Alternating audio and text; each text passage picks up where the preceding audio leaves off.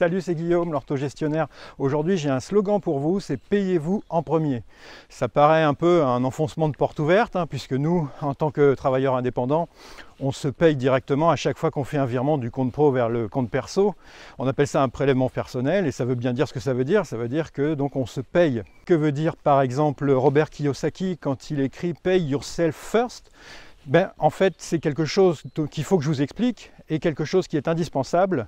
Mais d'abord, regardons le système actuel, le système de la plupart des gens, et ensuite on comparera avec l'idée de Robert Kiyosaki qu'il a expliqué en long, en large et en travers dans son livre Rich Dad, Poor Dad. Alors, le système classique, comment ça marche? On part du compte pro à la banque. Compte pro ou compte perso à usage pro, en tout cas celui où arrivent vos recettes. Vous payez.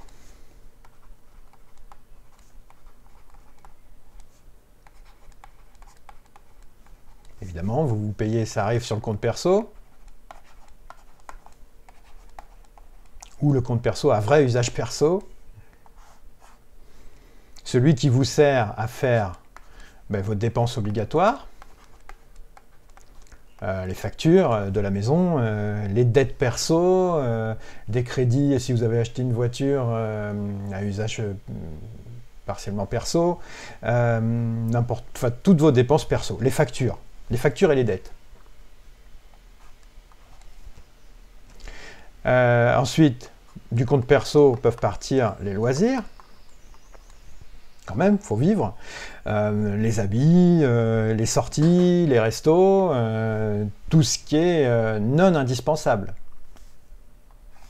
Et puis, s'il reste un peu d'argent, il reste un peu de quoi épargner.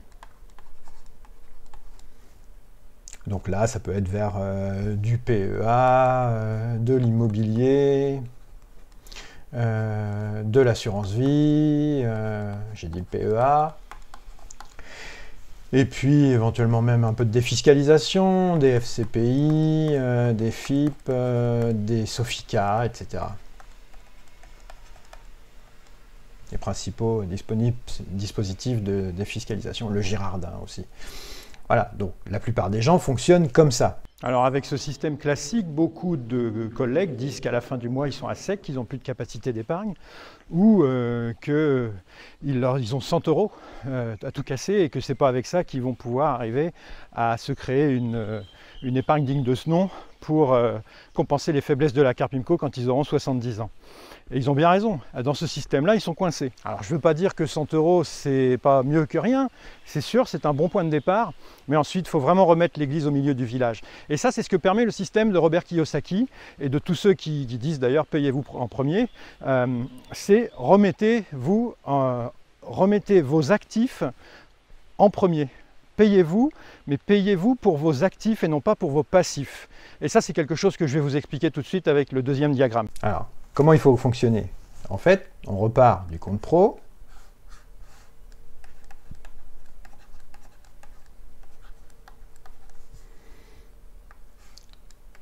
Vous payez. Jusque-là, il n'y a rien qui change. Sauf que là, vous payez vers un compte intermédiaire, qui est un compte réservé aux actifs. C'est-à-dire ce qui rapporte, ce qui va prendre de la valeur. Donc, ça va être, on retrouve l'immobilier, le PEA, parce qu'en fait, l'important est là. L'important, c'est les actifs. L'assurance vie, et puis la défiscalisation, FCPI, etc., que je vous ai mis. Sauf que là, on le met là. Et ensuite, ce qui reste va vers le compte perso. Il faut qu'il y ait assez perso. Il faut qu'il y ait assez pour payer les dépenses obligatoires, les factures.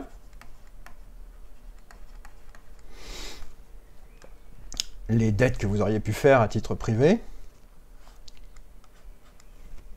Du crédit à la conso, par exemple. Il faut en faire le moins possible, enfin, au cas où vous en auriez, ça va être là. Et puis, les loisirs. Les habits, on retrouve les sorties, les restos, tout ce qui n'est pas obligatoire, mais qui met du sel dans la vie, quoi. Si vous trouvez que la partie loisir, qui arrive donc finalement en dernier, alors que là, c'était l'épargne qui arrivait en dernier, si vous trouvez que la partie loisir est trop faible et que vous avez l'impression de vivre comme un moine, évidemment, il ne faut pas vivre comme un moine, à ce moment-là, il ne faut pas que ce soit le compte réservé, celui-là, qui en pâtisse. Qu'est-ce qu'il faut faire? Il faut revenir ici et travailler un petit peu plus pour que le compte pro soit un peu plus alimenté et qu'il y ait un peu plus à diffuser jusqu'à la dernière case. Voilà comment ça doit fonctionner. Pour pas que le compte qui alimente vos actifs soit la victime, la dernière victime de votre système. Voilà. Il faut que ça soit inamovible et que vous puissiez le faire gonfler comme vous voulez. Et que si ça ne suffit pas, bah, vous travaillez plus. C'est quelque chose qui est hyper facile dans nos métiers, dans les métiers paramédicaux, puisque la demande est quasiment infinie. Donc vous augmentez le compte pro pour pouvoir préserver le compte réservé aux actifs, préserver évidemment les dépenses obligatoires et augmenter un peu vos loisirs si vous en ressentez le besoin. Si vous voulez ajouter des actifs d'ailleurs, vous pouvez aussi travailler un peu plus pour pouvoir ajouter différentes cordes à votre arc sur cette partie-là. Mais quand Robert Kiyosaki dit « vous payez », ça ne veut pas dire vous payez vos loisirs, vous payez vos passifs. Ça, c'est des actifs, alors que ici, on est dans du passif, des choses qui ne sont pas faites pour rapporter quelque chose, mais qui ne veulent pas dire qu'il ne faut pas en avoir. Hein. Kiyosaki ne dit pas qu'il faut vivre comme un moine. Mais ce qu'il veut dire, c'est que se payer, ça veut dire se payer pour son avenir, pour soi, et non pas pour son présent. En fait, si on veut résumer, se payer, c'est payer la fourmi qui est en nous, et non la cigale qui est aussi en nous. Voilà. Parce qu'une fois que la cigale a tout mangé, dans le système classique, le système numéro 1 qu'on a vu tout à l'heure, ça c'est le système numéro 2, dans le système numéro 1, la cigale peut avoir tout consommé, et puis il ne reste plus rien pour la fourmi qui vient dans la dernière case. Donc en somme, payez-vous en premier, ça veut dire payer votre futur en premier, mais pas vos dépenses immédiates en premier. Et d'ailleurs, le principe du payez-vous en premier et de la méthode des 3 comptes ont déjà fait leurs preuves. C'est pas moi qui les ai inventés, hein, comme je vous ai expliqué. Donc essayez, ça ne vous coûte pas grand-chose en fait. Essayez pendant quelques temps, vous verrez si vous préférez revenir à l'ancien système ou si, quand vous verrez vos actifs faire des petits, vous ne vous direz pas finalement c'est ça que j'aurais dû faire depuis toujours. Essayez, vous verrez bien. Et avant de vous laisser, je vous parle comme d'habitude de ma newsletter du jeudi. Vous y trouverez des conseils et l'actu orthophonique, mais pas seulement orthophonique, tous les jeudis. Vous avez le lien dans la description de cette vidéo juste en dessous. Allez, à la prochaine pour une autre vidéo.